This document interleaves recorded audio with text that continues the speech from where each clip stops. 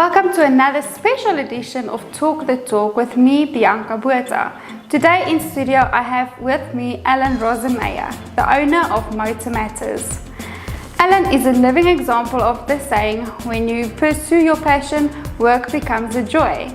Nicknamed the man in the hat, he transformed his lifelong love into a thriving career, founding Motor Matters on radio a couple of years ago.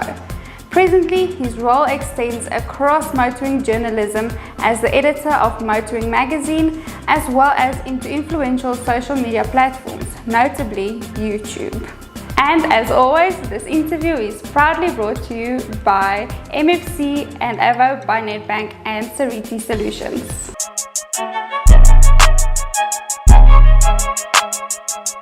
Welcome, Mr. Alan Rosenmeyer. Thank you. Good to be here. Thank you. It's so great to have you in studio with us today. Thank you for taking the time to come through. Only a pleasure. Okay. So how long have you been in the motoring journalism? Full-time, coming up for 10 years now. 10 years. Wow, that's really awesome. And what do you enjoy most about South African motoring culture? The thing about, first of all, you've just got to have petrol in your blood. You've got to be a petrol head from the start to really enjoy this. But the thing about the South African scene that I find is the variety.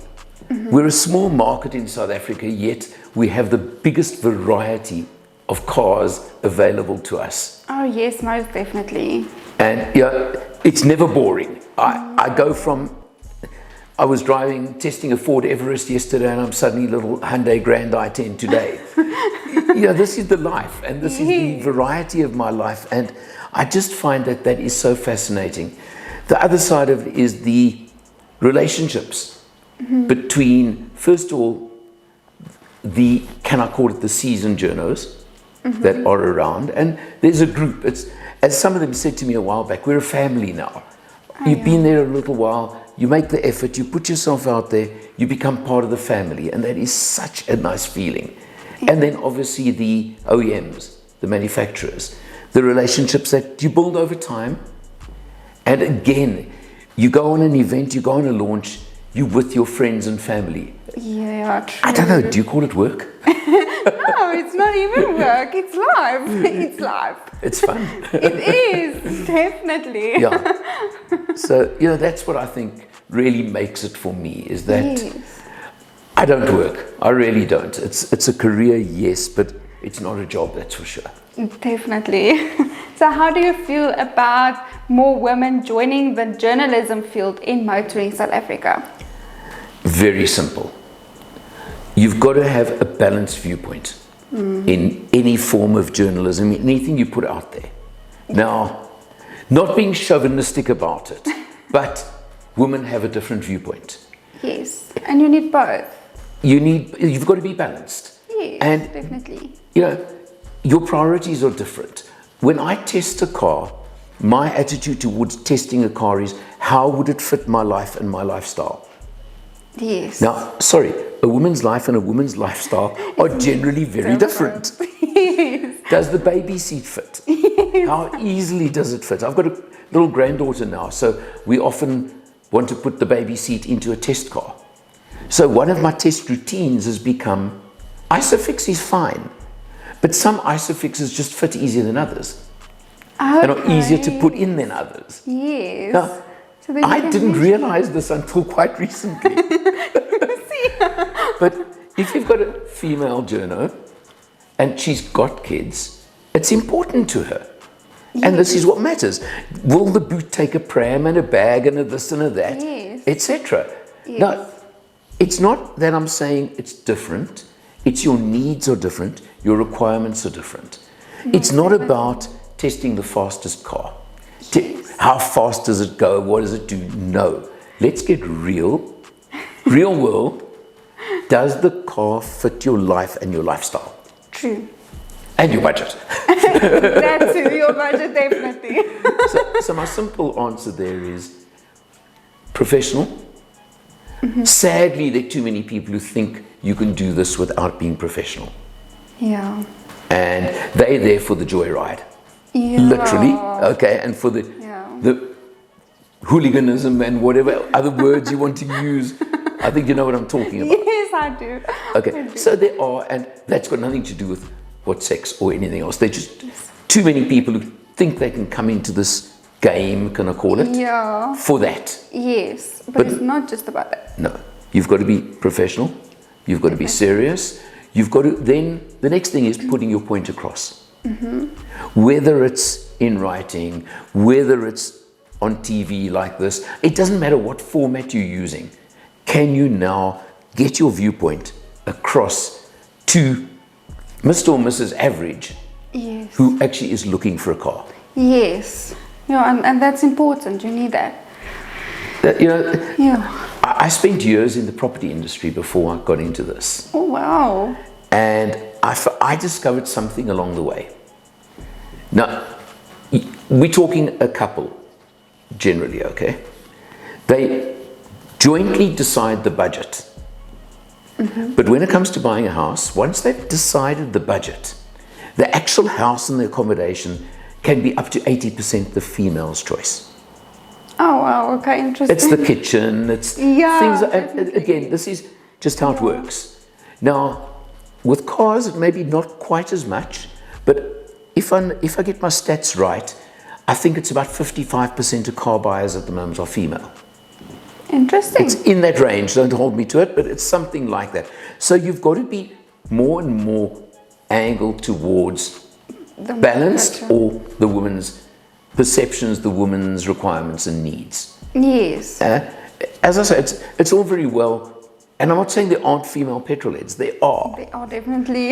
Definitely. Saw this weekend. Yeah, correct. I mean, just look at the festival. Yes. There are plenty, but they also are relatively in the minority. Your average car buyer is someone who needs a car that suits their needs. Yes. Actually, quite simple. an average female, like me, for instance. That's it. With little kiddies, and you've got your budget, and you need to look at your budget. You've got your certain needs, the requirements, and yeah. So it's actually, as I say, it becomes quite simple. And it's putting your viewpoint across and giving the information Yes. that actually help people make their buying decision. Yes, definitely. And you never know what is the critical point to you or to me. It's different. And it could be one little point Yes. that actually swings the entire decision. True. That's true. So, Alan, how can male motoring journalists encourage and support the female journalists that are coming to the forefront? The first and foremost thing, I think, is training. Now, whether it's your background in journalism or whether it's training, I'm very involved with the SA Guild of Mobility Journalists, the Guild as they call it. The Guild. And I've been on the committee, and my portfolio actually was training. Okay. Right. So That's I think amazing. and that's why I'm passionate. I know you used in the opening the term passionate. I have a couple of passions. Okay. Cars. It starts with that. Okay. And motoring. But now within that, my passions are safety. And I will always talk safety. I will always push safety in every respect. Definitely. And then training. I saw that you also provide training. I do. One of the things that got me into this career, if I can just tell you, is, I don't know if you've ever heard of the organization called Toastmasters. Yes. Right. I'm a distinguished Toastmaster. Oh, wow. So that got me into it. That's literally. amazing. And so in other words, I'm trained to be a trainer and to do Yes. training. And I have conducted some training courses for the Guild, etc. So, and those, I'm talking on presenting. I actually conducted, and I will do again one of these days, a course on presenting. Wow, that's fantastic. Because not anybody can jump in front of a camera. No. Well, yes, anybody can. But it's how you come across when you are in front of the camera. And you're not, whatever. I think you know what I'm talking about here. You want to flow. It must always, Yes. the flow is the most important. Yes. So I have done this course, I'll do it again, on presenting. And interestingly, because it was in COVID times, we actually did it over Zoom. Okay. Good and bad. It was good Yeah. because it meant they were on camera. Yeah, so they could practice in a sense. Yeah, bad because I prefer being Face to face. face to face like this. Yes. So there are the two sides to it, but that's a passion of mine. Now you can take anybody you want, Yes. and as I said, drop them in this and they can become hooligans. Or you can train them and give them proper good training. So I'm talking presenting, but there's driver training, there's safety training, there's all those as well, and those are also part of the Guild's manifesto and constitution to provide training, etc. So very simple. Anybody wants to get in, but we're talking female at the moment. Number one, join the Guild. Definitely. That's first Right. step. First step, join the Guild, because at least then you're part of a recognized professional body. And that was why I was very lucky through some very old established names in the industry. I was suggested, invited to join the Guild quite early in my career. Okay. And I saw that as an honor. Yeah, definitely. That this is sort of the body, the recognized body in this industry, and I became part of it. Okay. So it rubs off, or you can bask in the does. reflected glory. So anybody, and we're saying female, do that. The next thing you've got to do is conduct yourself professionally in every respect. Again, there are too many stories, too many things happen. Yeah. And then, now I'm an independent as such, okay?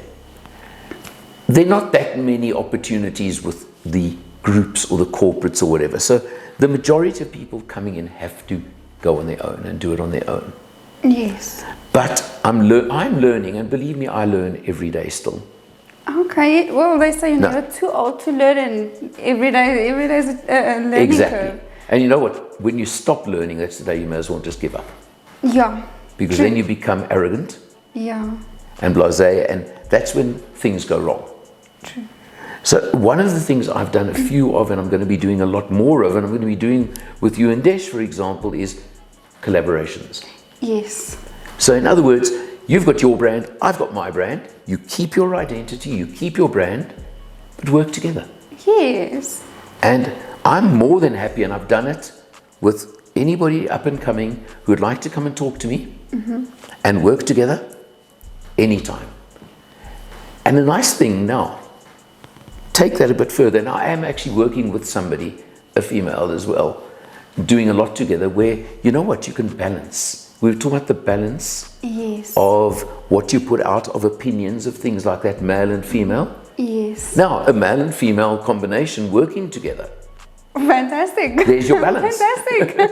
Yes. So I'm very, as I say, I am working with someone. I'm starting a journey with you guys now. Yes. And that's very obviously fun. going to be very much the female point of view, if I can put it that, an emphasis. And I think it's wonderful.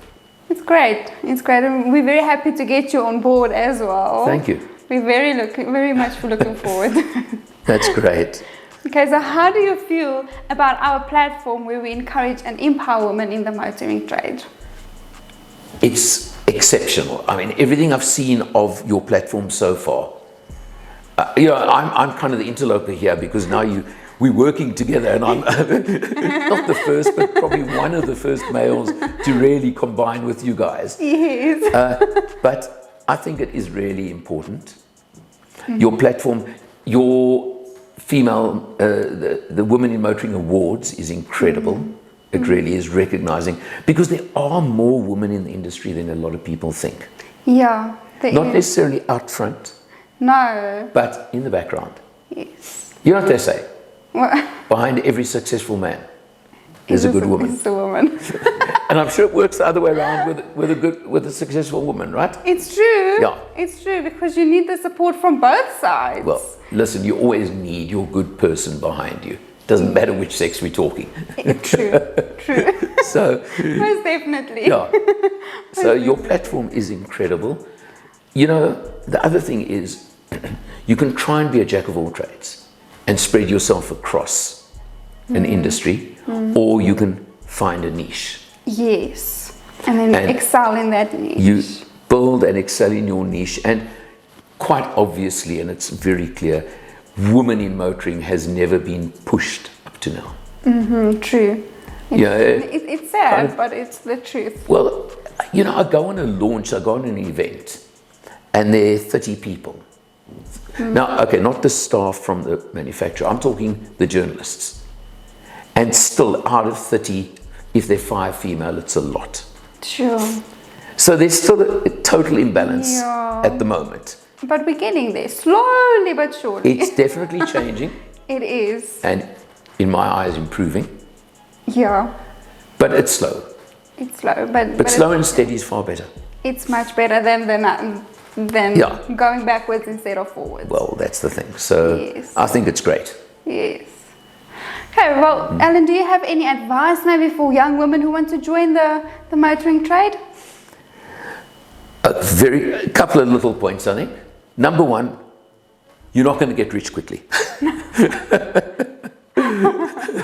But you will drive amazing cars.